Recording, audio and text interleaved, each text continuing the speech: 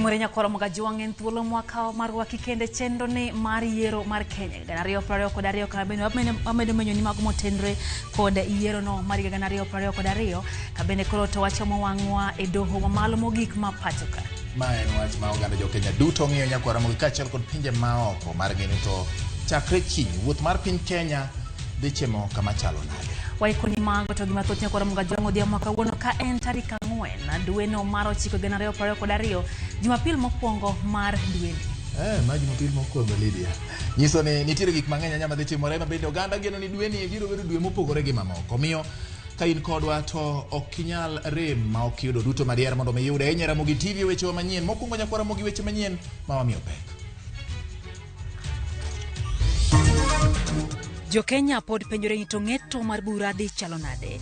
Jotelo mapacho kato singo mar yie kod duoko madohono dhi kelo. Kwa sababu sisi ni nchi ya kufuata sheria, pia tutaheshimu uamuzi wa mahakama ya upeo. Hivyo ndivyo tutakavyokuwa na nchi ambayo itakuwa ni nchi ya Wakenya wote. We pray for peace, we also pray for wisdom, and we hope that the Supreme Court will deliver a fair ruling. Jatenda piny Kenya moyier William Ruto singo yie kod ng'eto madoho e wi loch mare Raila Odinga bende ojiwo horuok ma jo Kenya ka irito ng'eto no. Mama moro werne ya ni Nairobi nyiri beyo makwar kaka nyanya mawito jiego fagilia bari emeru mano puonj okone wuoth gi nyiri go to dala to kikwi wilo koro mai mami ya bende ajaka umekgi go arwake marani. E report makende odhiambo makawuono Ramogi TV loso gi jayalo Michael Orienje mahumbe oselak mokale weche mag puonjo dak makare.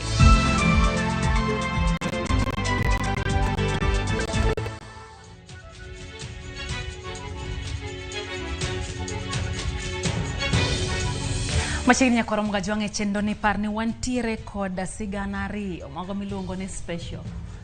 Bati. Sigana mara ng'at ma osedhi e wach mar komo nyuol mar joma chwo miluongo ni vasectomy.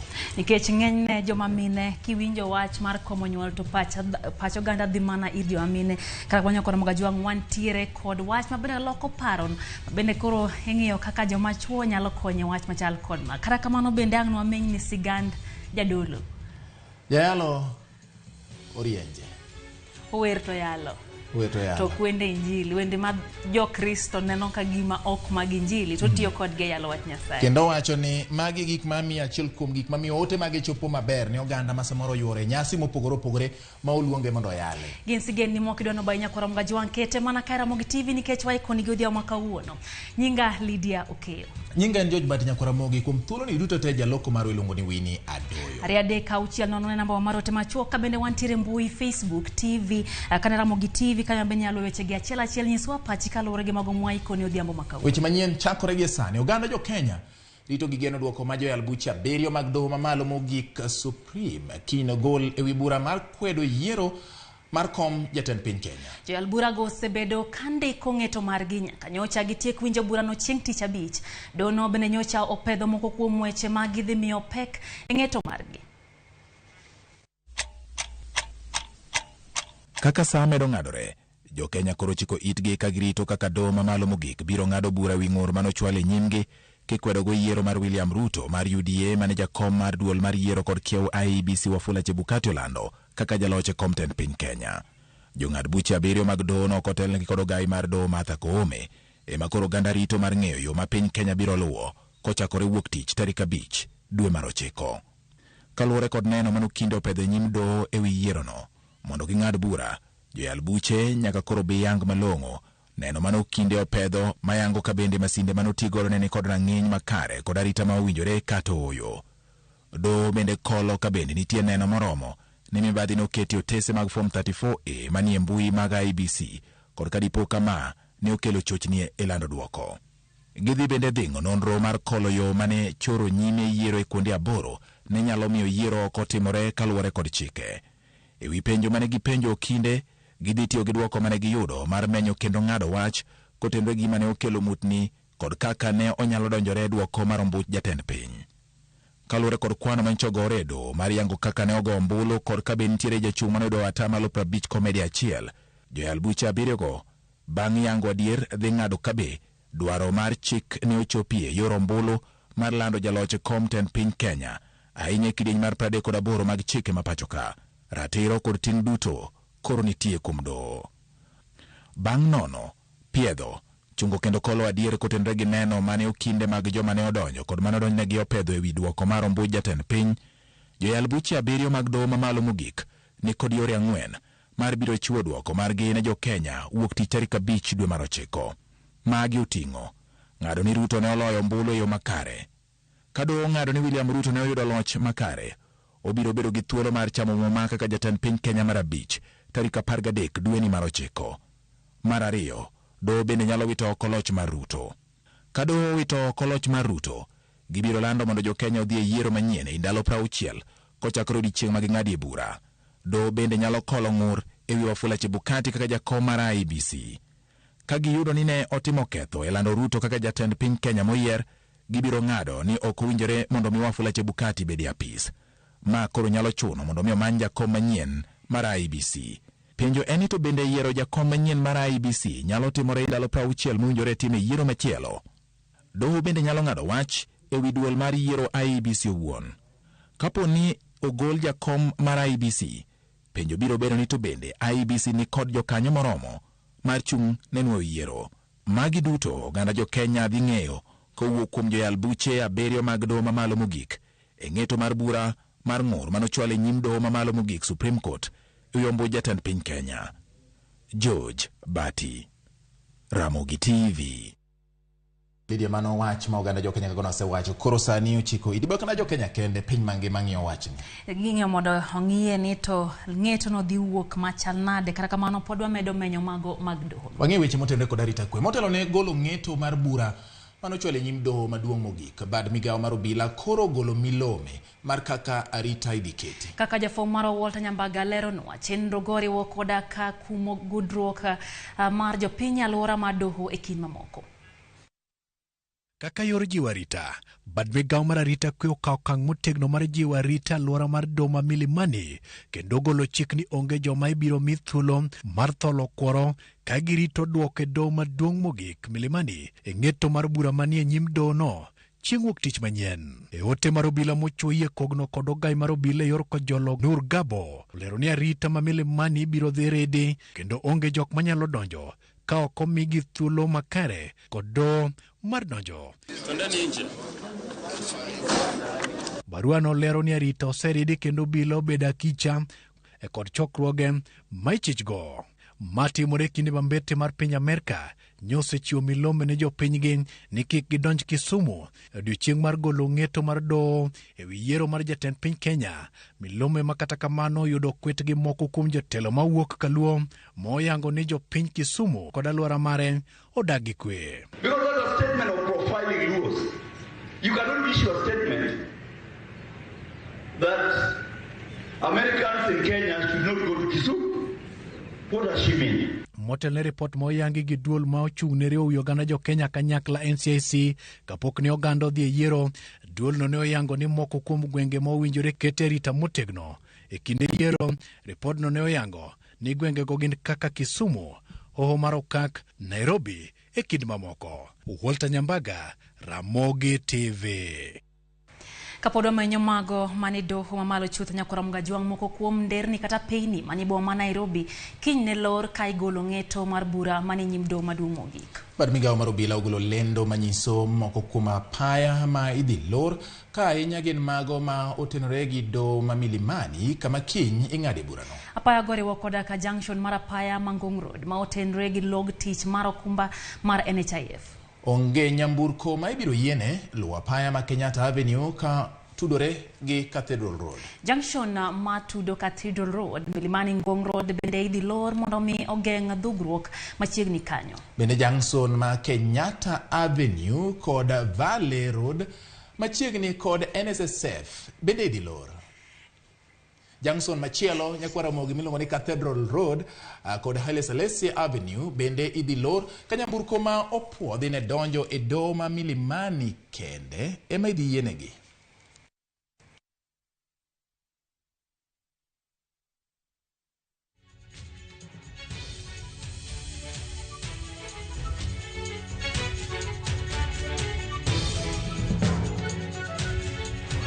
Kwa dhimeni ya kwara jonja ten piny moyer William Ruto kone oikore mar yie duoko mora mora madoma malo mogik biro gole wing'eto e wi loch mare.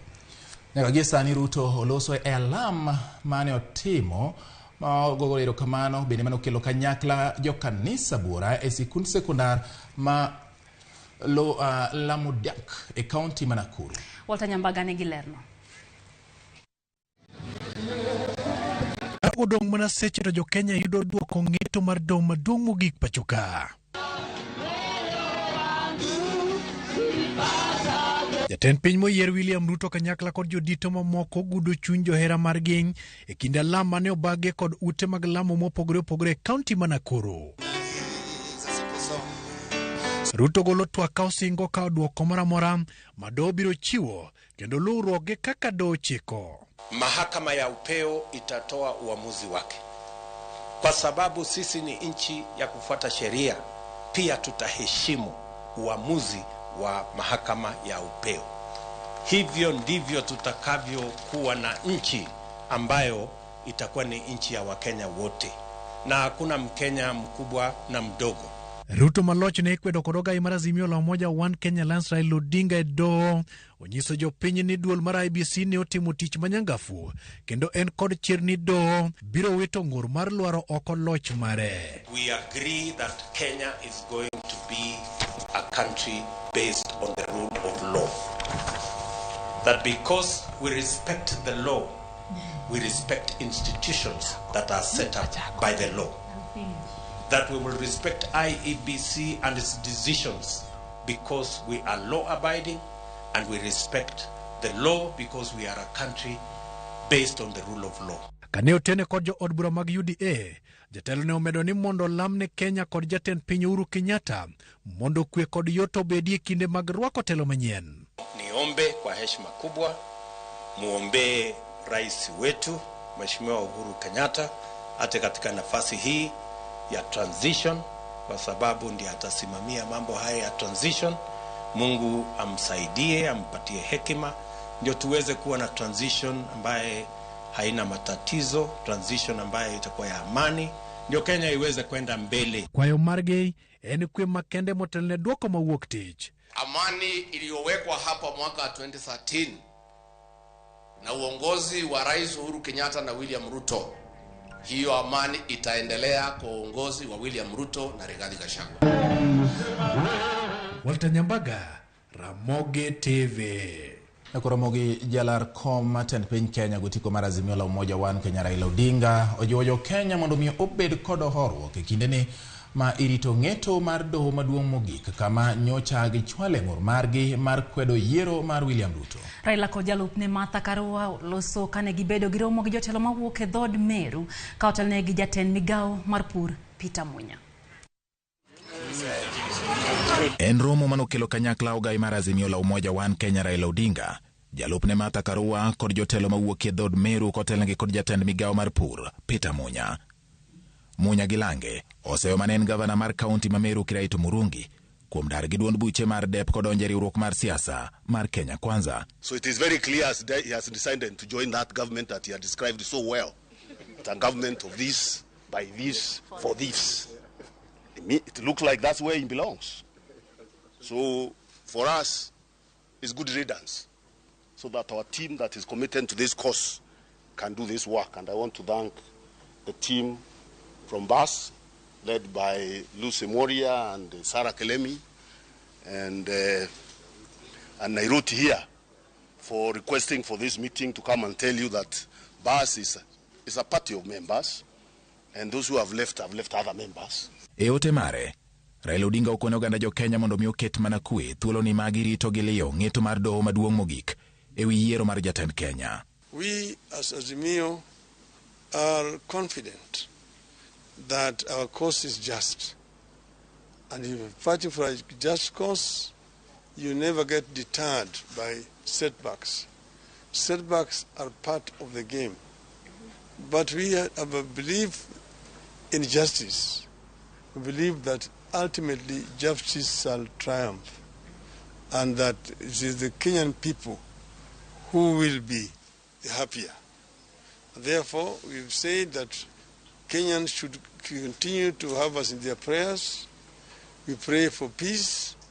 We also pray for wisdom.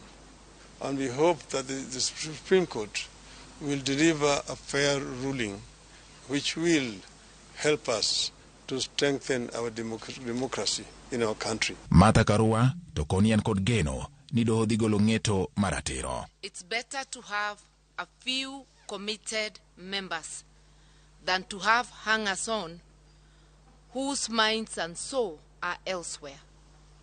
So once again, thank you very much, the Meru team, and we will continue to fight for the rights of Kenyans and for our ideals. Our victory cannot be taken away, and we are eagerly waiting for the judgment that will be delivered tomorrow. We believe it will be fair and just, and we are ready to continue with this journey to our destination. Jip mar jotelogo ne Ramogi biro e seche makoro chuny goyo kibi ka irito gileyo kaka kiny duoko wuoge dhojo e albuche 7 mag doho mamalo mogik kata Supreme Court. Ka ng'eto biro wuok mafulo ka jo Kenya nyalo dok e yiero machielo mar jatend piny Kenya kata oyo. George Bati, Ramogi TV. Kwa dhimbele nyakora mga juang jodolo ma kanise mopogore ma pacho ka medo keto alam mag kwe ne piny Kenya motelo ne ng'eto mar bura manie doho mamalo mogik ma pacho ka bende kwero duoko mar yiero ma jatend piny Kenya. Kuonde lamo e odera ma jumani ne opong' kod ote mag kwe kod geno. Kakoro dong mana seche machuok kende to doho maduong' mogik ma pacho ka golo ng'eto mar bura makwedo duoko mar yiero ma jatend piny Kenya manochwale doho gi kweth mar Azimio la Umoja One Kenya Alliance. Jodolo ma kanise mopogore pacho ka medo chwalo lamo magi ne ng'eto makare mabiro riwo wi oganda. E kaunti ma Kilifi, oganda korokwa mondo bed mabor gi ng'anyo mithoro tim bang' lendo makamagi kakore kwayo gi mondo gibede kuonde tijegi kendo gi ikre marwako duoko mora. Sisi kanisa tunakataa, tunasema watu waende biasharani, watu waende kazini, wafanye kazi zao. Walioshindwa walishindwa, walioshinda walishinda, na sasa tujengeni taifa letu. We all Kenyans to observe peace because it's within peace. Even the Bible says it's when there is peace and love within brothers and sisters that blessings can be poured upon us. I'll pray that people will maintain peace and will seek God more, because whatever we have gained this time as Kenyans, imetoka kutoka kwa maombi. E kaunti ma Homa Bay, jodolo ma kanisa dweno kwa josiasa kod johera magi mondo nyakue bang' ng'eto mar bura makiny geno ng'adi e doho mamalo mogik. Wan kaka jodolo ma kanisa ni wagombo ni nyithi Nyasaye duto te wabed jogo mohore kendo jogo moyie chiko itgi ne winjo dwaro manare mantie. E yo mora mora ma bura obiro godo, wan wakwayo mondo kwe kanyakla achiel kod ng'wono mar Kristo bedie. E kaunti ma Mombasa, bisobe mag jokopero kwa jong'ad bura mondo ng'ad bura makare kendo giti kod rieko kaka mar Sulman e ng'ado bura no. Tunaombea jopo hili la majaji wakuu waweze kwa njia yoyote ile kufikia maamuzi ya kisolomoni, kwamba waweze kutambua na kutuelekeza haki na usawa na ukweli lazima ziandamane na dhamira za kila mmoja wetu. E kaunti ma Kisumu, jodolo e kuonde lamo mopogore no keta lam mar kwe ne piny Kenya motelo ne ng'eto no mawuok tich. Jodolo go kwayo horuok e kind oganda kod ikruok ne kit duoko mora mibiro gol gi doho no. Wan wang'eyo ni kaka kanisa wachung' ne adiera kendo wan gi yie ni kwe biro bede. Kwe ne mwasebedo kwa lando ne jo Kristo, kata kawuono walando kwe kendo wan gi yie ni kwe biro bedo Kisumo, nikech Kisumo gin jolweny. Bende gikwa doho mondo gol ng'eto moriere kendo mondo jong'ad bura ochung'i adiera ka gigolo ng'eto margi. Adiera maduk, naked truth, nosik nyaka chieng'. Alama kama gibiro bang' jong'ad bura ma doho mamalo mogik kwayo oganda jo Kenya mondo ketgi alama makende mondo gigol ng'eto makare mar bura no. Kora mogenda e kapar koda boro bang' sadek mar otieno chenro en yiero mar Kenya 2022. kiwinjo gik ma wachore sani thoth doganda en wach mar kwe. Ma bende wach mancho nono wachi gi jo yalbucha abiriyo mag doho mamalo mogik. Chieng' tich abich kane gitieko wach mar winjo neno kowuok kuom okinde ni wan koro wawuok kata koro lemnwa uru.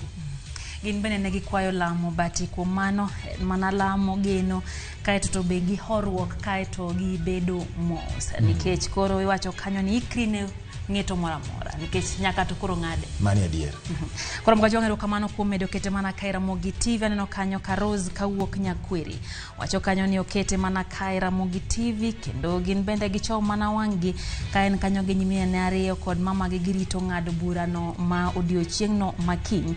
Odhiambo Nyakwaro Binju bende wacho ni gin kod Musa Orure giduto gikete mana kae Ramogi TV.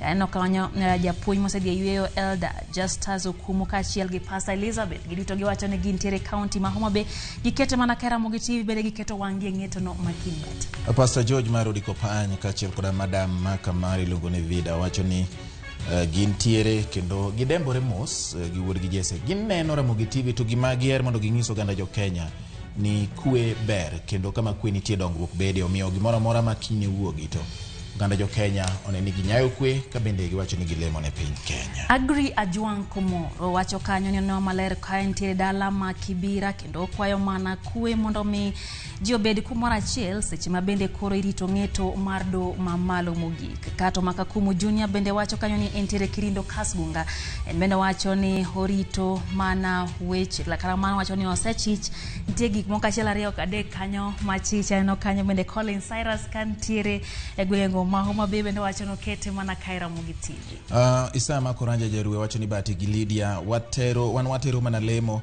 Cardinal mar Migori wacho ni wan wakwayo mana kwe ne jo Migori ka gimoro amora mabiro wuok e kot kiny warwako kendo biro rwako kako ganda jo Kenya. Kora mogimo holoyo to horruok mana kaka jodolo osewacho gibedo koda kwe. Bati giwacho ni duto rumo. Ng'ama nong'eyo ni samoro ji biro chopo ka. Samoro ng'ama nong'enya kwa Ramogi. Bende kaka biro bet kiny wamedere riwore kako ganda kiki mak siku gi ng'at machielo ni mar waduto wan oganda jo Kenya kendo wan jo ka ng'at achiel. Wakaw yweyo Nyakwaro Ramogi ka wadugo pod wan gi mathoth ahinya med dikono namba 3 nono kik idhi mabor.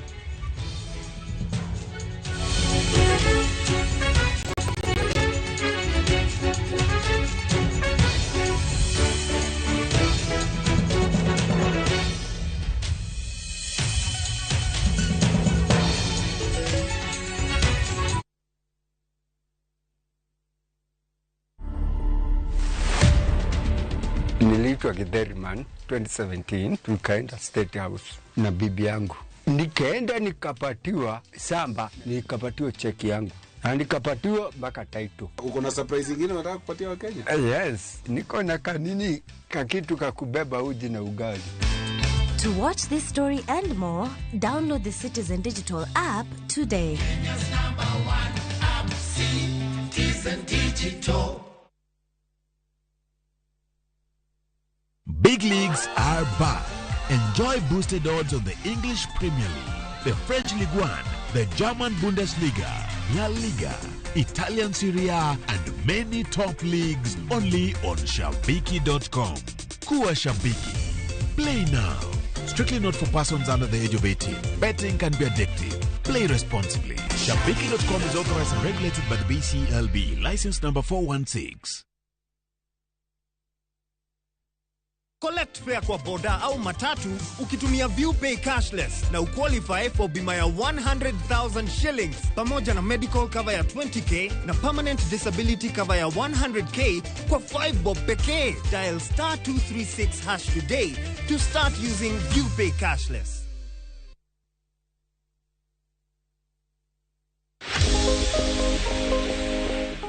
Mondo mi ibed kod pien del maber, kaw okang' mar koso bedo kod paro madang'ni kata stress.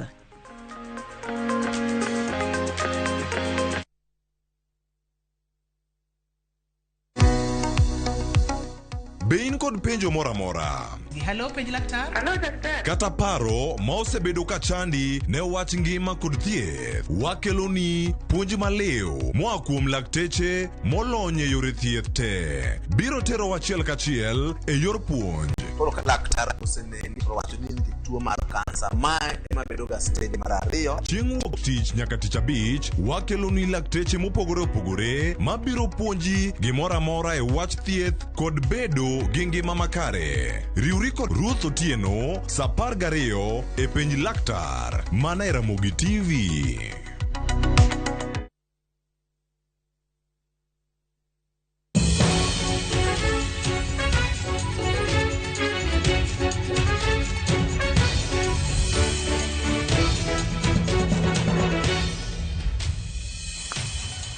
Machiegni kendo nyakoro mgajuange chendo nero kamano kuom medo kete mana kae Ramogi TV. Kwadhi mbele ni Abdi Hussein Ahmed, achich ma osebed ka iwacho kata ka imanyo gi tend piny Amerka ne ketho mar loko ohand fuonde mag le mag bunge to kod ohala mar uso yedhe mamero ji koro chwal nyaka pinyno kama koro odhi rome gi lwet chik. Ahmed yandi omaki e gwenge mag Maui mani kaunti ma Meru dwe ma okalo.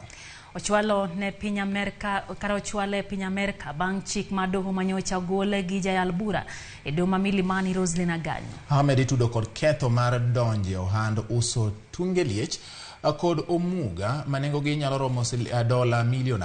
Ketho no tude gi nek mar kwan liech mohewo 100 kod omuga ma kwan gi ohewo 35. Ajije mamoko ma oriwo Badru Abdul kod Aziz Saleh mane omaki tarika 31 mar dwe mar abich higani to yande otere lep e piny mar Amerika tarika 16 mar dwe mar 7 higani ne ketho achiel onogo.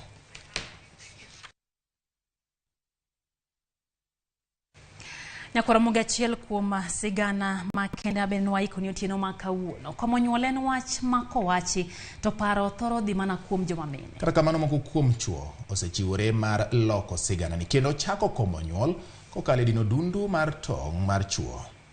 Manen kanyo nyakoro Ramogi ajuang chenro ma otisi ni vasectomy kaka Judith Omondi miyowa sigana mar James Boses mane lit mane jaode kale nomiyo donje komo nyuol e yor vasectomy.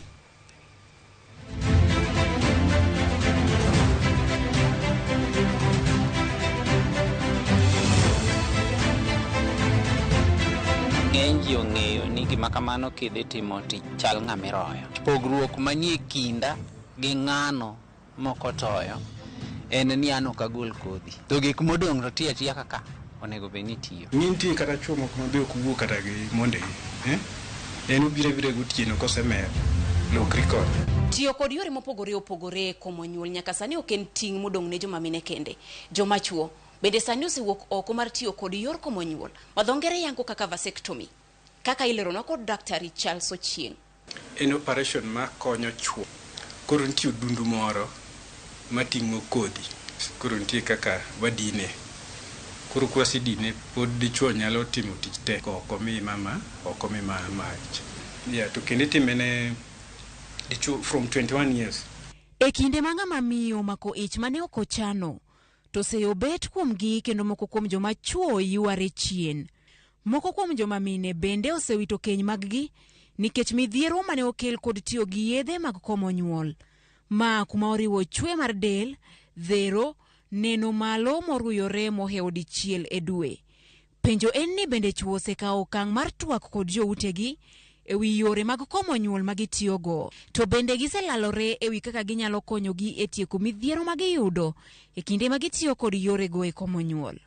Magi kod mamoko gin gik mane odhiro James Boses mondo oyang kit komo nyuol ne joma chuo. To nayiere nikech mino dhano osetimo tiyo gi yore moko ma mine tiyo gogo to no giti kode maber. To an bende akawo okang' mar wacho ni to ei keny ka wan ji ariyo donge wakonyre. To kane wasomo matut e mbui to wayudo ni mana achiel kuom yore ma chuo nyalo tiyogo. Nitie yore mamoko to kane wang'iyo yore gi tiyo gi rabo oyunga seche moko muoch, tiyo gi yien ok ing'eyo ni sami muonyo gi to ibro bedo gi chwanyruok mane kanye. To wayudo ka yorni to onge gi chandruok. An gi complications moko malure gi kar nyuol ma seche moko anyalo bedo gi bleeding mang'eny.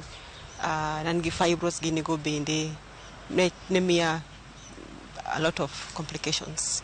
Koro daktari nowacho ni kendo ok ber ka ahinya ka tiyo gi family plannings. Koro I feel ni nokonya in a way or the other. E hik James mar 48 ka en kod nyithindo 2, tije mar chungo pacho tiyo makare kendo jaode pok nochwalo ng'ur kata matin.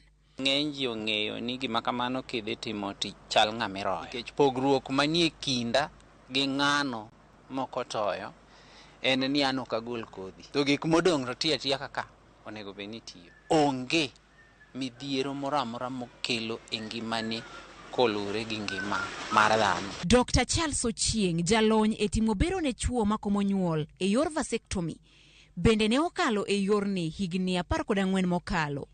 Kopogore kod midhiero mane jaode kale, ngima madalagi bende ne odhire. Kaka bobo ne salary ne wan ngoro siling 3,000 per month. Mondare mtinda par.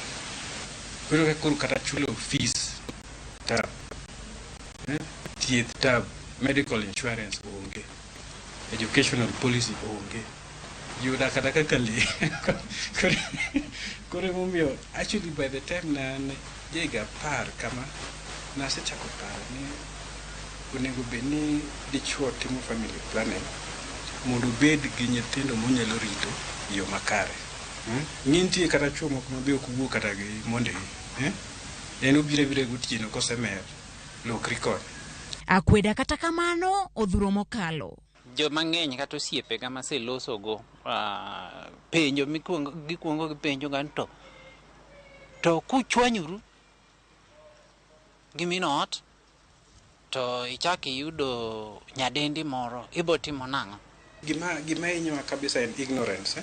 Ka ji ok ong'eyo in detail what it is, so you start having a lot of rumors and hearsays and propaganda. Kete dakteche be thothgi pok obedo trained on what vasectomy is.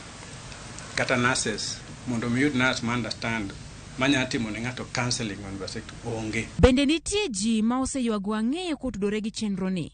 Dr. Charles miyo waduoko. Sana chuo mabiro ka gin between the age of 30 to 40. Osetim research vasectomy. Most ni regret percentage is about 3%. 3% of people ma nyalo regret. Kipimo kit komo nyuol mar joma chuo mar vasectomy kod loro chutho ofuko mar nyuol mar joma mine tubal litigation, Dr. Charles koni mar joma chuo vasectomy tiyo mayot mapiyo kendo e yo moyueyo. Can you the safety profile mar vasectomy ki compare gi safety profile mar tubal ligation mar joma mine. Tiyudo ka vasectomy ni ber kabisa malo mar joma mine. Nikech mar joma mine tubal ligation nyaki yao imama yud tubes mag joma mine. Lakini ngine mar dichuo to yudo yot nikech it's much easier, it's much safer, much cheaper. Chik mapacho ka oyiene joma chuo ma jo higni 21 kadhi nyime komo nyuol kokalo yor tudo dundu matong' luwo. Mak mana ni kapok ng'ato otimo ma, chik dwaro ni nyaka obed jal mapache ler ma oseng'ado ni koro kodwar koth nyodo mamoko kata mapok onyuol to timo andika manyiso ni oyie mar timo vasectomy. Judith Omondi, Ramogi TV. Wasengo Nyakora Mogi ni wan kod gi ariyo. Nyakora Mogi, isebedo ka iluwo yalo mag jayalo Michael Orienje kuonde manyasani mag mbui. Orienje to hie en ng'ama chalo nade Nyakora Moga Jonja. Fo marwa Ali Abich noyudo thuolo mar goyo mbaka gi jadolo Orienje mabende nigi higni 72 kendo miyo wasigande yo machal kama. Okinyi watimo limbe dala jadolo Michael Orienje, odhi nyime kod tijene kaka pile pare, otuyo jambe kaeto odhi nyime gi chenro mag puodho mabende mapek mar yuto mare oyiengore. Tija maduong' ahinya en tich mar yalo injili, mane tich matimo.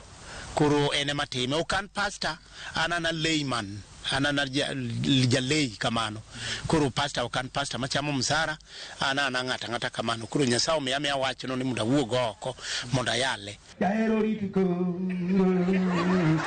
Ira akodi ne. Omera akodi ne. Okode ya. Ruak lau moro mi. Baba ri wuoro mera mamni mero somo chuotieko. Orienje lero ni ne ochako yalo injili e kanisa mar Adwen ma Oleme ka en jakwath mar kanisa no. Kata kamano umbe ne ochako landore 2017 bang' chako yalo e kanise mamoko, chokruoge mag alam kod kuonde mag liete ka kit kako timo chenro mage osebedo kamoro oganda mathoth. Ne an jakwath mar kanisa kaeto nyaka nadonje yalo. Koro yalo thoro wuotho koda kabisa. To jatelo dwaro ni ka jatelo dwaro sika kanisa oneno pek mantiere iloso chenro mantie mondo kanisa dhi nyime. Koro an nyaka nadonje yalo ka. Koro yalo keta kura thoro wuotho mang'eny. Koro jo kanisa nong'iyo to bedo piny oko ni jayalo tije ariyo ok nyalore. Wawe yalo oko, yalo wach Nyasaye oko to wan koro wadong' warit kanisa. E thuolo ma oyalo Orienje thoro tiyo gi ngolo ma ogo kod jothumbe makaluo, ngolo ma bende owero ka otenore gi thuoro mar wach ma opuonjo. Gima nagundua ni kare jothumgi kik wachagi. Jothumgi gin jopuonj, jothumgi gin joyalo. Koro wakawane for example, mama moro wer niya ni Nairobi nyiri beyo makwar kaka nyanya mawito jiebo mafagilia ipari emeru. Mano puonj. Okone wuoth gi nyirigo to dala to kik wiwilgo. Koro mai mami ya bende ajaka umek gigo arwake marani. Tawinjo ka donjo maber kabisa nikech en puonj odhi adhi kanyakla onge pogruok. Nitie jathum moro iluongo ni Ongoro Uda Kum Jamnasi. To Ongoro ni wero ni ya ni mimi nalo jambo nane sumbo akili. Ulimwengu umepasuka mahali.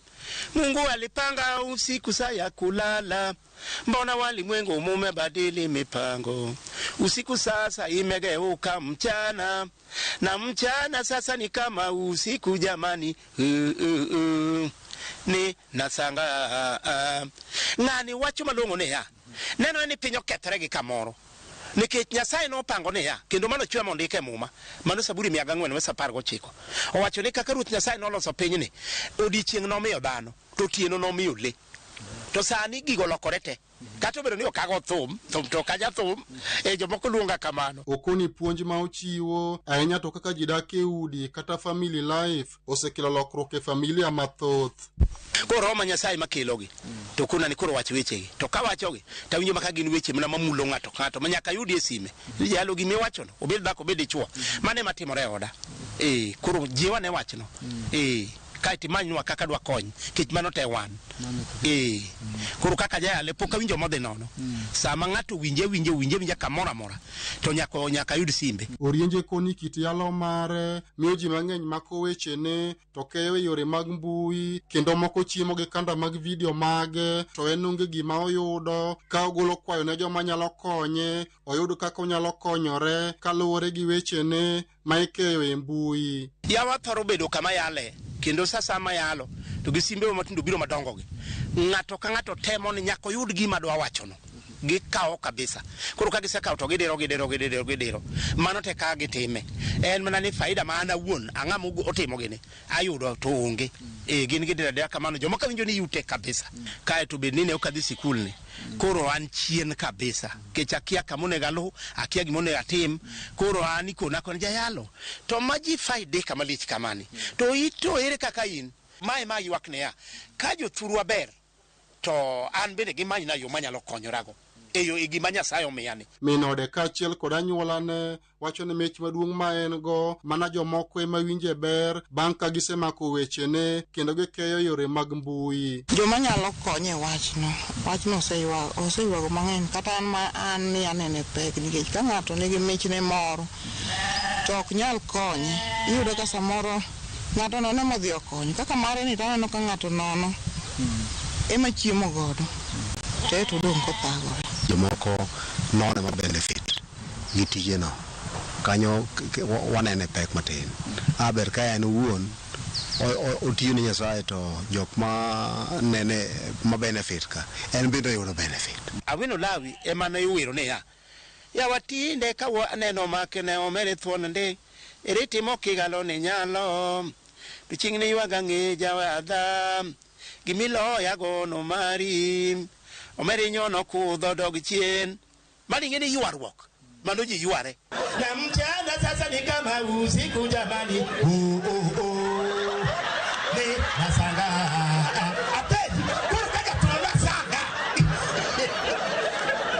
Ali Beach, Ramogi TV, Homa Bay. Lydia, kaja tume masanga. Ingene ya. Sechema wanu mabedo kato ntie jomoke itwaka. Gin giwero molo kara jadolo. Koro ingene awinjo ka giwacho no jadolo koro bi. Obi studio 1-on-1 mondo koro wagoye mbaka. Angene jadolo gima do kizungulugo ni contemporary teaching. Otiyo gik masani to wuoyo gode weche masani matimore gi sano. Kata jogo mabendo keto sigeni kata mana yalo mag jadolo YouTube kata yudo gimoro manye jadolo bendi pogne nikech kanyo ene wuon content kata wuon gina bende oket kaya ngene sani mbina na umati sekete YouTube magi kende pango gi to ka gimoro biro matin tisoe ofukite pogne jadolo bende. Miye uru jadolo mondo miyo yud kako konyore. Dipo ka en bende okwano ni ma ne mich manyasayo miye ten bendo yude gimoro. Bati hodhi mbele gi weche manyien. Wawuoga wach mar nasanga koro wadonji weche mag pima bende chendo gweng mag Baringo kocha.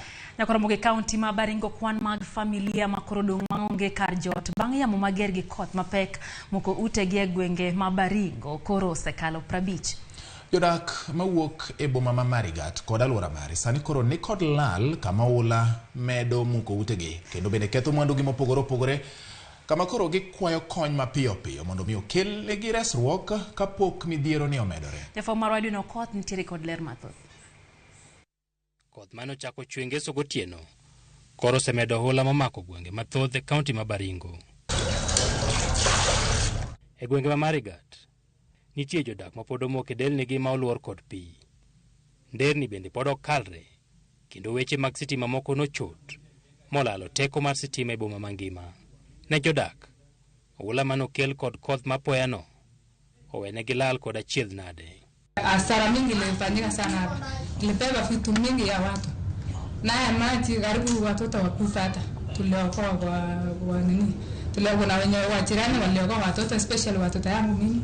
Waliniokolea watoto. Na watu hawakulala hapa, watu walitafuta mahali pa kulala huko nje. Hata si mimi niliama na watoto nakatafuta majirani huko, nikaenda kulala huko. Tukaona sasa kila kitu inaanza kubebwa mpaka nyanya. Mtoto alikuwa analala chini, tukakimbia tukaokoa mtoto. Mtoto akabaki, lakini kila kitu ya huyo mama ilienda, manguo, pesa, tukabaki vile tulivyo. Tukakaa, tukasema tutafanya nini? Wamama tukasema wacha tuende manyumbani. Kufika manyumbani naye, nyumba imeenda. Hakuna chochote kile tumebaki nacho. Weg mwandu moko bendo yudo lal bang' kodh yamo nolwaro yiende madongo. E ute ji, pi odonjo kamoro amora, kendo koro chuno jodak mondo ted oko ka ok gin kod geno kama gibiro nindo eka piny oyuso. Mpaka saa hii hatuna venye tunaanza. Tuko saa 7, hatuna vile tutanunua mabati zingine, sijui tutafanya nini. Tend kaunti ma Baringo mane oseoro kony ma igeno ni biro reso jogo mapod omoko kaachiel kod nderni ma yiende madongo kod pi ogeng'o. Wacho ni midhiero ma kamano ne nyalo geng' ka jodak dino gero utegi kaluwore kod chenro mar boma. Koro gichano yawo kuonde ma pi kaloe kendo muko ute mogere tok chik mondo kik midhiero ma kamano yud jodak kendo. Hatua ya haraka ichukuliwe katika kufungua mitaro na culverts ambayo inaweza kuaccommodate haya maji yakitoka pale mlimani. Ya pili ni kwamba kuna ujenzi ambayo si halali katika tauni ambayo imechangia katika kuzuia maji isiweze kuenda kwa mkondo wao. Kwa hivyo tunaomba wakaaji wa Marigat waweze kuheshimu mambo ya mashamba ya serikali. Kama agenda number 1, mambo ya drainage yetu ya Marigat town pamoja na planning ya town. Nitaomba tu wananchi waweze kupeana ile inaitwa maximum support, because wananchi tusipoungana mkono na serikali kuna mambo hayataweza kutekelezeka.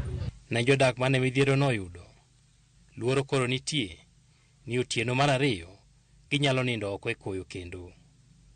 Edwin Okoth, Ramogi TV. Ramogi kowuok e gwenge mag Baringo ene piny owacho medo golo singo mar chwalo jopuonjre duto ma e pacho ka koa e sikunde mag primary nyaka e sikunde mag junior secondary e bwo chenro mar somo manyasani mar CBC. Jangoro mongiore e migawo mar somo marango chenro mag somo Profesa Fatuma Shege wacho ne piny owacho osegero klese kod kuonde jot mag jopuonjre kaka achiel kuom yore mag neno ni chenro no odhi kare kendo jopuonjre maromo milion 1.2 ochwal e junior secondary higa manyien dwe mar achiel. Shege mane owuoyo e sikul ma Kerugoya Municipality Private Junior Secondary kamano lime klese mag CBC e kaunti ma Kirinyaga wacho ne kata sikunde mag ji giwegi oyienegi dhi mbele gi chenro mar junior secondary bang' luwo chenro moketi gi migawo mar somo ma pacho ka.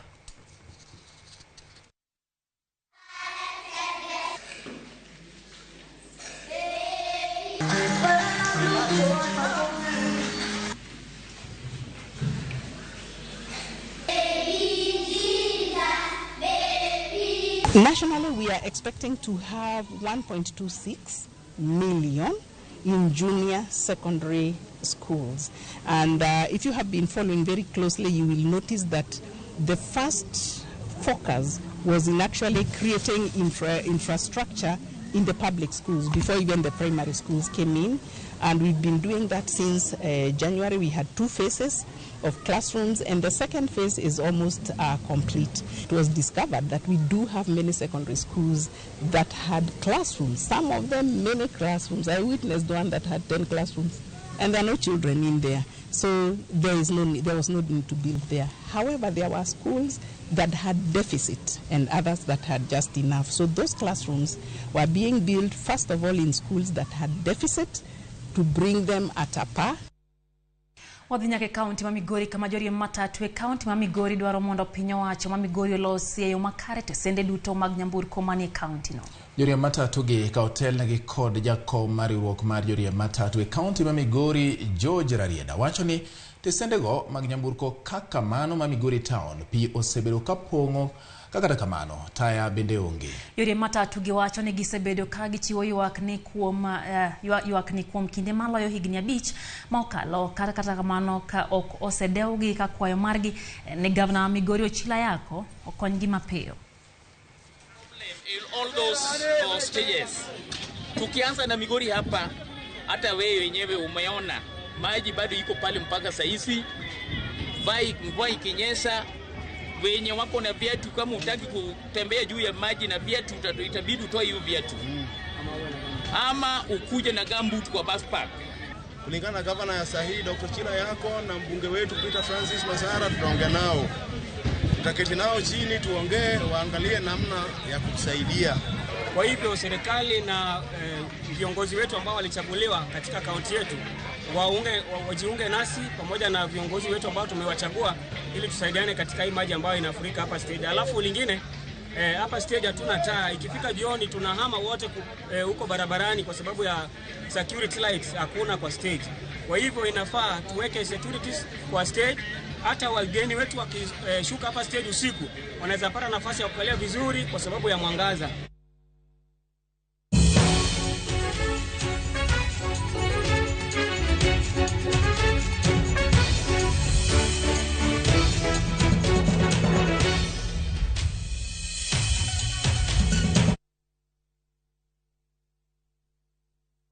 Citizen Digital is proud to have emerged top and been selected for the 2022 Google GNI Middle East, Turkey and Africa Innovation Challenge. With Google's support, Citizen Digital will increase its capacity in news gathering for our viewers and listeners under the Wananchi reporting platform. Download Kenya's #1 app, the Citizen Digital app today, and get the news as soon as it happens. Kenya's #1 app, Citizen Digital.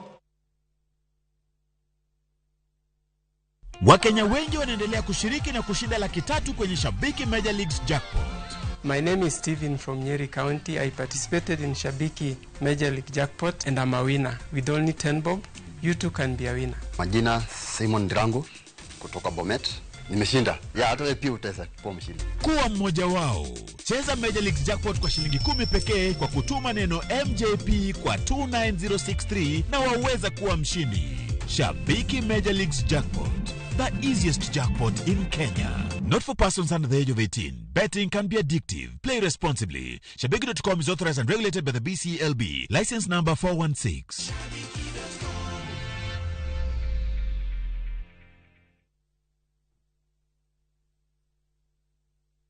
Enjoy View Travel affordable holiday packages. Kenya's #1 travel agent and online booking platform, View Travel offers wide variety of local flights, hotels, transfers, holidays, activities, and so much more. Whether traveling as a family, couples, chama, church groups, friends, or even going for trips to Mombasa, Diani, Malindi or Watamu, Masai Mara, Naivasha, Nakuru, or staycation in Nairobi. Call 0703-254-254. This is Kenya. Dream, explore, discover. Powered by Citizen TV.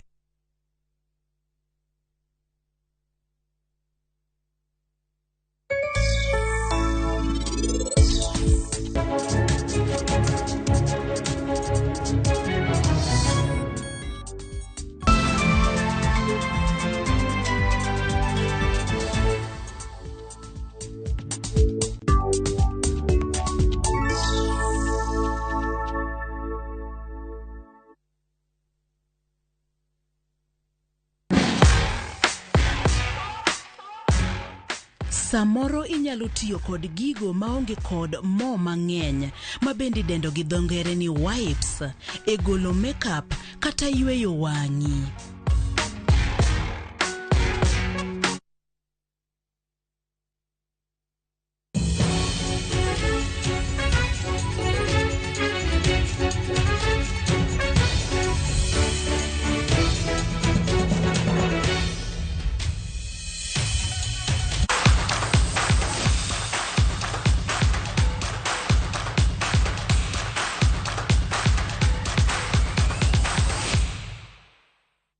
Machiegni nyakora mogajwang e weche mag tuke midhiambo makawuono. Nyinga en James Opondo. Tim Okeini mar Kenya Ports Authority no dhi mbele kod duoko maber bang' loyo tim mar Eagles Wings points 82 kuom 34 juma mar ariyo mag tuke lig maduong' mar okapu pacho kae. Ne en odiechieng' mar loch mapile ne tim